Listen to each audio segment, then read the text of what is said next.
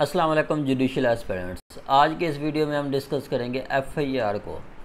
FIR first information report.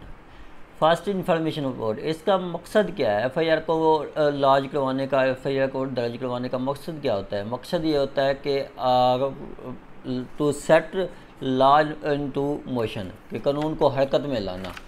कानून को हरकत में आप दो तरीके से लगा सकते हैं। जिसके अगेंस्ट आप कोई ऑफेंस हुई है या जिसने कोई ऑफेंस होते देखा है, तो वो एक तो है कि आप एफआईआर लॉज करवा सकते हैं, मतलब पर्चा दर्ज करवा सकते हैं, मुकदमा दर्ज करवा सकते हैं। दूसरा आपके पास है कि आप प्राइवेट कंप्लेंट फाइल कर सकते हैं। प्राइवेट कंप्लेंट मजिस्ट्रेट के पास होती है। ठीक हो गया। ये दो तरीके हैं to set law into motion. ठीक है। आगे वो बताते हैं कि एफआईआर, क्या एफआईआर आपका पीस ऑफ एविडेंस है या नहीं है? ये अक्सर क्वेश्चन आता रहता है। एफआईआर पीस ऑफ एविडेंस नहीं है। एफआईआर को आप एज एविडेंस पेश नहीं कर सकते। आप FIR is not a substantive piece of evidence.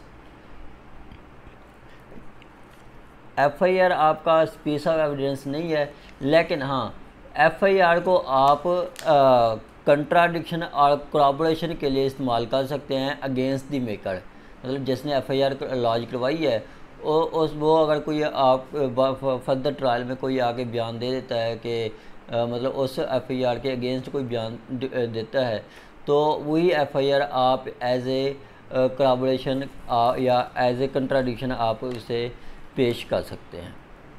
आगे FIR registration of FIR. Police has to record FIR mandatorily if cognizable offence made out.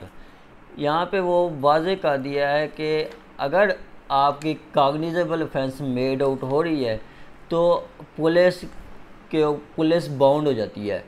Police bound हो जाती है एफआईआर लॉज करने की। ये आपकी साइटेशन 2000 PCRLJ पेज 320 पे दी गई है। उस पर मतलब लिखा गया कि इफ़ मतलब cognizable offence made out, police is bound to record the statement of complainant. मतलब अगर वो मतलब कॉग्निजेबल ऑफेंस है, ये आप हज़ारों आपको साइटेशंस मिलेंगी कि जहाँ पे वो कॉग्निजेबल ऑफेंस मेड आउट हो रहा हो, तो वहाँ पे SHO पुलिस वाला बाउंड हो जाता है लॉज करने का। ठीक हो गया। आगे अगर एफआईआर लॉज नहीं करते तो ये पुलिस ऑफिसर SHO के ख़िलाफ़ प्रोसिक्यूशन भी हो सकती है under 166 PPC, Pakistan penal code. Pakistan penal code के सेक्शन 166 के तहत उनको ख़िलाफ़ प्रोसिक्यूशन हो सकती है, मतलब प्रोसीडिंग हो सकती है, उनके ख़िलाफ़ मुकदमा दर्ज हो सकता है। ये आपका बताया गया है। साइटेशन है 2004 YLR 2599। आगे वो लैंडमार्क जजमेंट आई थी खोसा साहब की 2018 में, जिसमें उन्होंने वाज़े कर दिया है कि अब सेकंड एफआईआर नहीं होगी। सेकंड एफआईआर सेम अकरेंस पे सेकंड एफआईआर नहीं होगी। CRPC में कहीं पे भी सेकंड एफआईआर का प्रोविजन नहीं दी गई। वो अब ये सारा कुछ डिस्कस किया गया है। उन्होंने PLD 2018 सुप्रीम कोर्ट 595, इसमें डिटेल के साथ डिस्कस किया गया है कि सेकंड एफआईआर की कोई गुंजाइश नहीं है। ठीक है, सेकंड एफआईआर नहीं होगी। अब वो अक्सर क्वेश्चन आ जाता है कि क्या माइनर भी एफआईआर लॉज करवा सकता है? हाँ, माइनर भी एफआईआर लॉज करवा सकता है। ये डिस्कस किया गया है 1999 PCRLJ 694। आगे है जी, अगर एफआईआर आपकी लॉज नहीं होती है, अगर आप जाते हैं जैसे SHO के पास, आपकी एफआईआर लॉज नहीं होती, देन आपके पास क्या रेमेडी है? देन आपके पास रेमेडी होती है कि आप जस्टिस ऑफ पीस को पिटीशन फाइल कर सकते हैं अंडर 22 सेक्शन 22A। 22A के तहत A61 के तहत है कि वो जस्टिस ऑफ पीस के पास अथॉरिटी है कि वो डायरेक्शन इशू कर सकता है SHO को कि क्रिमिनल केस रजिस्टर किया जाए अगर कॉग्निजेबल ऑफेंस मेड आउट होती है, मतलब 157 की एसेंशियल को फुलफ़िल कर रहा है। तो आगे है जी, आप गए जस्टिस ऑफ पीस के पास, जस्टिस ऑफ पीस ने भी आपकी एफआईआर लॉज नहीं मतलब एफआईआर लॉज करने की डायरेक्शन नहीं दी, ठीक है। जस्टिस ऑफ पीस ने आपकी 22A/22B की एप्लीकेशन खारिज कर दी। देन आपके पास क्या रेमेडी है? फर्स्ट ऑफ ऑल आपके पास SHO ने आपका मुकदमा दर्ज नहीं किया, उसके बाद फिर आप चले गए जस्टिस ऑफ पीस के पास, जस्टिस ऑफ पीस ने भी आपकी एप्लीकेशन डिसमिस कर दी। देन आपके पास क्या रेमेडी है? आपके पास फिर रेमेडी है, आप 199 आर्टिकल कॉन्स्टिट्यूशन ऑफ पाकिस्तान के तहत आप हाई कोर्ट का डोर नॉक कर सकते हैं, कि हाई कोर्ट में आप अप्रोच कर सकते हैं 199 के तहत कि आपका एक ऑफेंस, आपके अगेंस्ट कोई ऑफेंस मेड आउट होता है, लेकिन आपका और मतलब एफआईआर लॉज नहीं हो रही। Then high court appropriate order pass कर सकती है। इस हवाले से सुप्रीम कोर्ट का क्या व्यू है? सुप्रीम कोर्ट ने डायरेक्शन दी है आईजीज़ को, मतलब आल पाकिस्तान के मतलब जो भी आईजीज़ हैं, सब आईजीज़ को डायरेक्शन दी है कि वो स्ट्रिक्ट एक्शंस लें।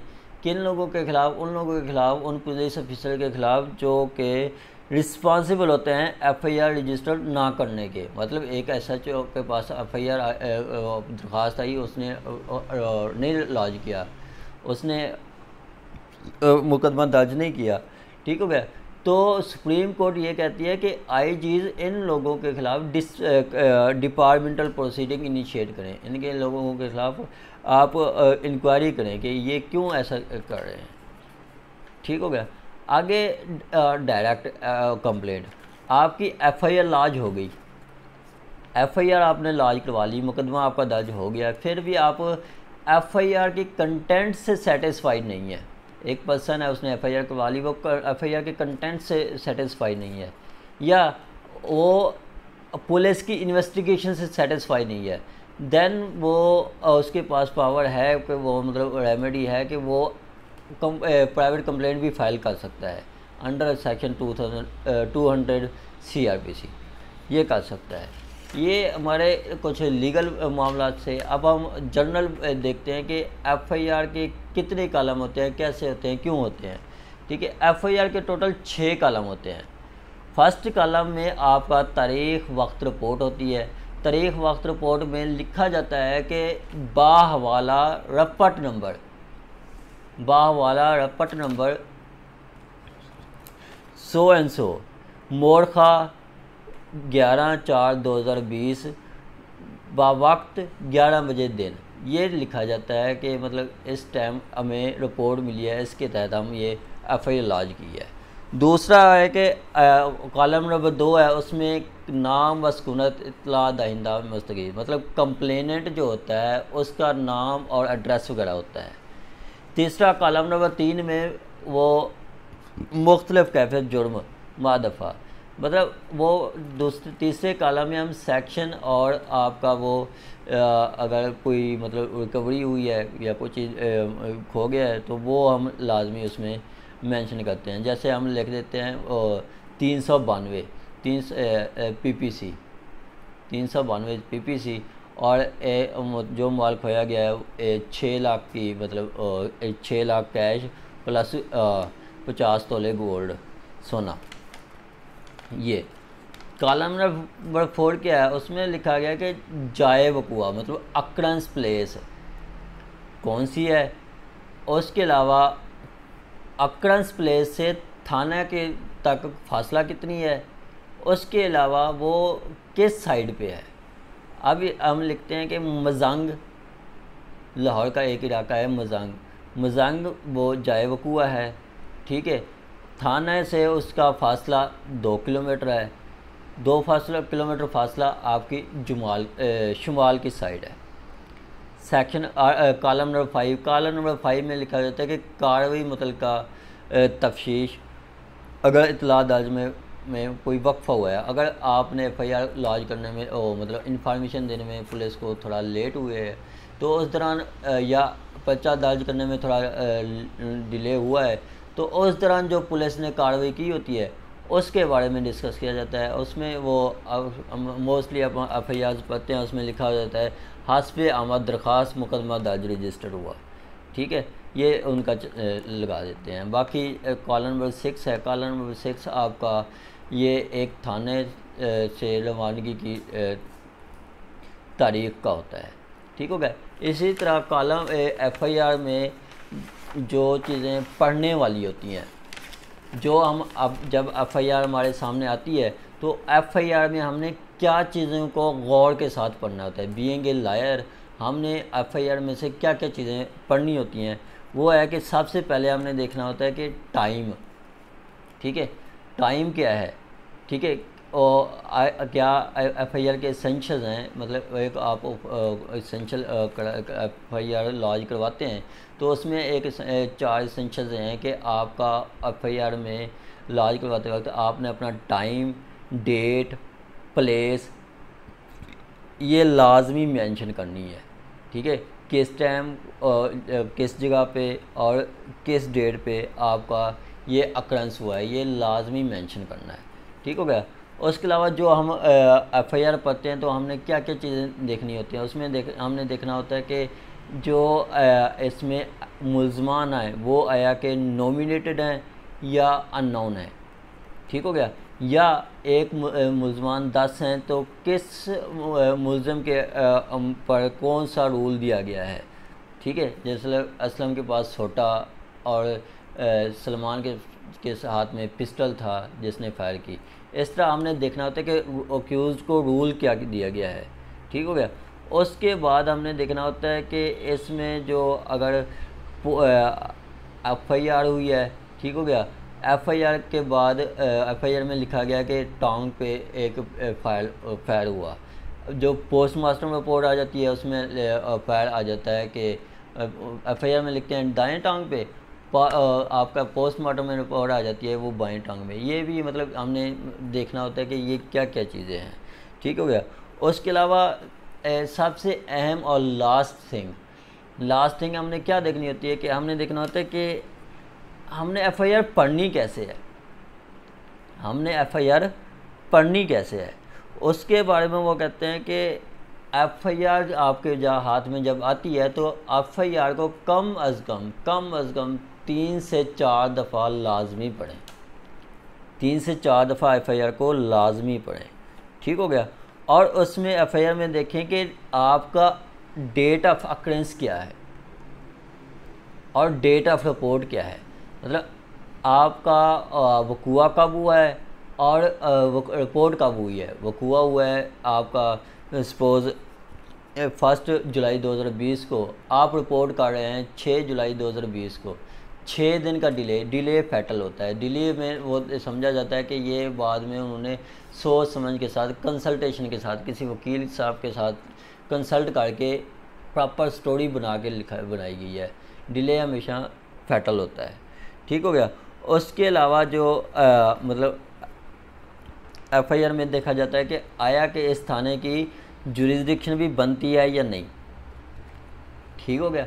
उसके अलावा हम देखते हैं कि आया जिसने FIR लॉज करवाई है, इंफॉर्मेशन दी है, उसका इस FIR में इंटरेस्ट क्या है, वो भाई है, बाप है, कौन है, ठीक हो गया।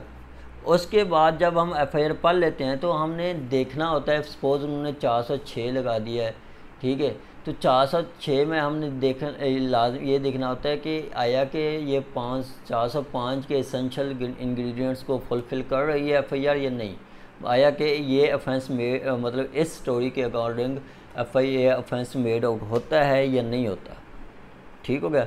ये तरीक़ेकार है सारा आपका FIR को पढ़ने का, FIR को देखने का, FIR में क्या चीज़ें पॉइंट की जाती हैं, ये है।